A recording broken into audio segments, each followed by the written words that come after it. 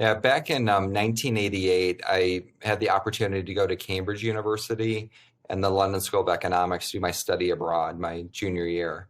And when I was at Cambridge, one of the classes I took was about macroeconomics. We were actually in Sir Isaac Newton's classroom. He used to be a professor at Cambridge.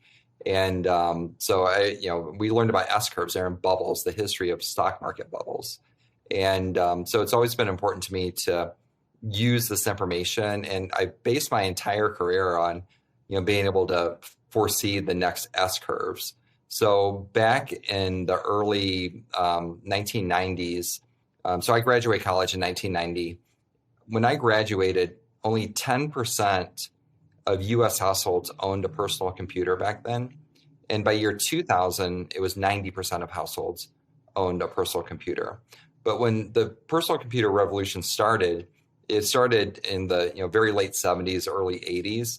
And so, in 1980, about 1/10 of 1% of households had a personal computer. And so that's what S-curve is. It's the amount of time it takes for a new technology to go from 0% adoption to 10% adoption is the same amount of time it takes it to go from 10% to 90%.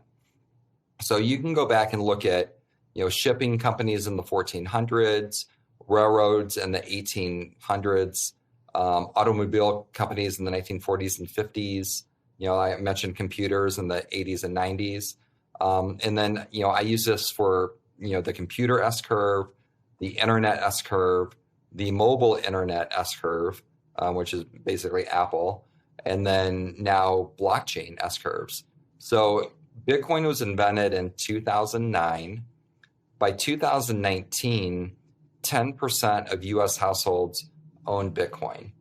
And then last year, Brian Brooks, the comptroller of the US currency, mentioned that 15% of US households owned Bitcoin.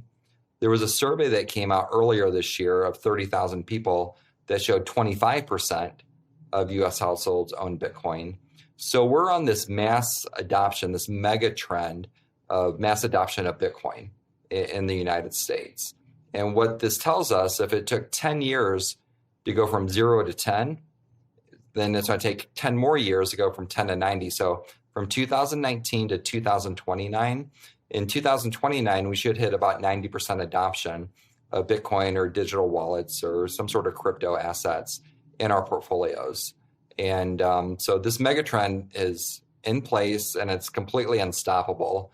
And you either get on board or you get run over the next 8 years.